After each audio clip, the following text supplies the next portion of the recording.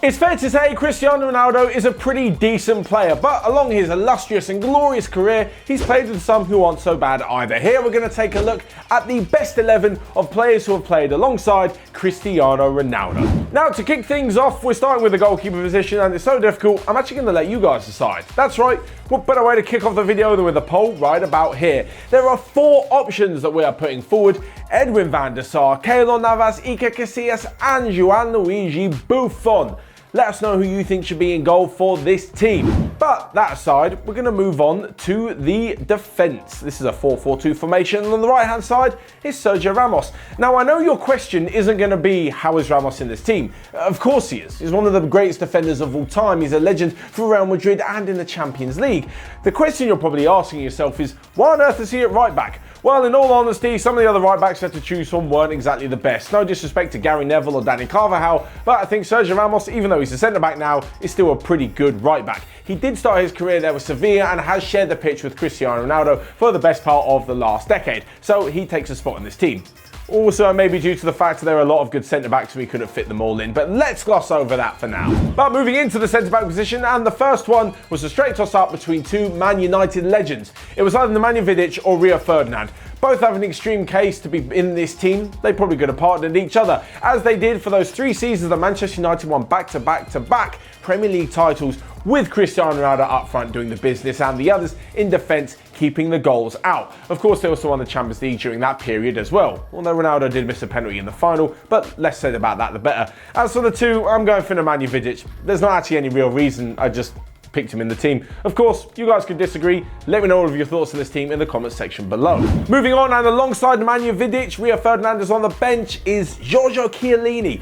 Now, I know what you're thinking, and this isn't actually a criteria for the video. Ronaldo hasn't played alongside Chiellini for too long. In fact, he's been at Juventus for about now a year and a half. But Chiellini as a player, my word, what a career he's had. Not only has he won 8 titles in a row with Juventus at the moment, he's also just been a stalwart of Italian defenders for the last 15 or so years. Again, much like Sergio Ramos, a Champions League great, despite the fact he's never won the competition, and a Serie A magician when it comes to defending.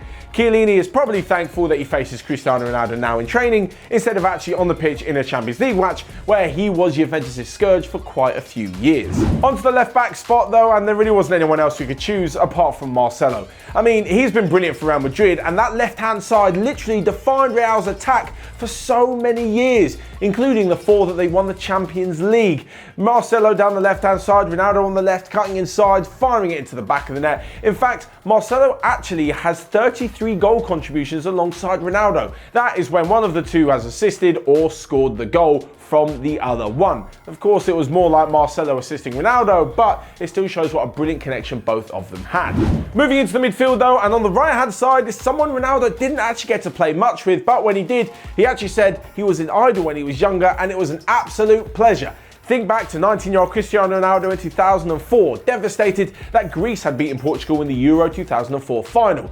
One bright point was that Ronaldo got to play alongside the legendary Figo. Now, Figo wasn't necessarily a similar type of player to Ronaldo, certainly wasn't as quick or athletic, but my word, Ronaldo definitely would have learned something off the Portuguese magician. From one number 7 to another, both legends, both in this team. Moving into the centre of midfield, and first up, Luka Modric. Of course, as we mentioned, with Real Madrid winning all these Champions Leagues and doing what they did in the last decade, it was inevitable that one of the linchpins of this team in the centre of the park was going to be in the side. Luka Modric formed the spine of which Real Madrid were incredible in all 4 finals.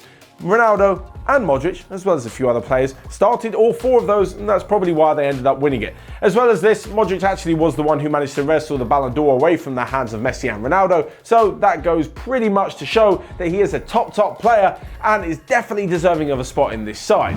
Talking about that though, there are a few players that could have made it, and they are on the subs bench. We'll get to that a little bit later on, but onto the midfield partner for Luka Modric, and someone, if you've played alongside him, there is no doubt in my mind that you wouldn't pick him in your greatest team ever, even if we ask Cristiano Ronaldo this question.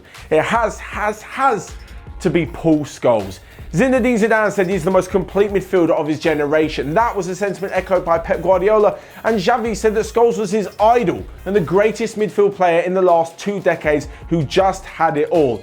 I mean, if that isn't the highest compliment for 2 of the greatest players and managers, and then Xavi, one of the greatest players, maybe a great manager in the future as well, then I don't know what is. Scholes was obviously part of that Manchester United team that dominated in the noughties, and he slots into the midfield alongside Luka Modric. On the left-hand side, and if you're a fullback playing against Manchester United from about 2004 to 2009, and you're playing against Cristiano Ronaldo, you're tired, you've been running after him all game, he's been skilling you up, he's been outpacing you, well, just spare a thought and maybe don't feel so bad, because on the other wing, things are exactly the same as you're probably being tormented by Ryan Giggs. Giggs, dare I say it, probably wasn't the complete footballer that Cristiano Ronaldo is. He certainly wasn't as tricky, wasn't necessarily as showman, but what he did with devastating effect. Equally as quick, equally as fit, and equally as good in front of goal, just maybe not at the same consistent level that Cristiano Ronaldo was. Giggs was a menace, and having both on either wing pretty much defined the way that Manchester United play for so many years. But before we get onto the strikers, I can now reveal the rest of the bench. So we had Patrice Evra, Wayne Rooney, Xabi Alonso, Angel Di Maria, Bernardo Silva, Rio Ferdinand, and Toni Kroos. So with that being said, Wayne Rooney on the bench, the likes of Carlos Tevez and Gonzalo Higuain not even in the squad at all. Who is going to partner Cristiano Ronaldo up front? That is going to belong to his longtime teammate at Real Madrid, Karim Benzema. Honestly, so much credit has to go to Benzema for basically playing second fiddle to Cristiano Ronaldo for the last decade. What he's done at Real Madrid since joining in the same summer as Ronaldo has been incredible, and what he's done that's even better is he's let Ronaldo take the limelight. He's let him be the one to take all the credits, all the headlines, whilst playing almost the sidekick role. This is obviously no mean feat, and if you think that playing alongside Ronaldo can get a little bit frustrating at times, you better ask Karim Benzema just how much. He is the player who has played the most amount of games alongside Ronaldo at a whopping 342. He's also the player who's got the most goal involvements with 76. For your services to Real Madrid and for your services to Cristiano Ronaldo for letting him have the spotlight, Karim Benzema, we salute you.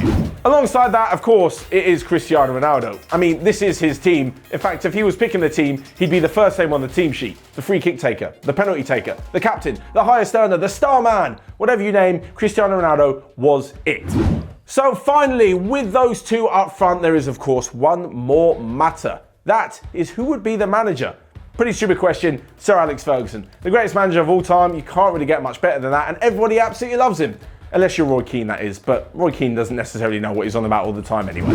So with that said and done, and me currently going to run off and hide from Roy Keane, you guys let me know your thoughts in the comment section below. Who is the best 11 of players that Cristiano Ronaldo has played alongside? Of course, there are a few names that aren't on there, but you guys let me know your thoughts. Whilst you're there, you can smash the like button and click here or here to check out all of the other videos we've got going on Onefootball. And until next time though, I will see you guys later.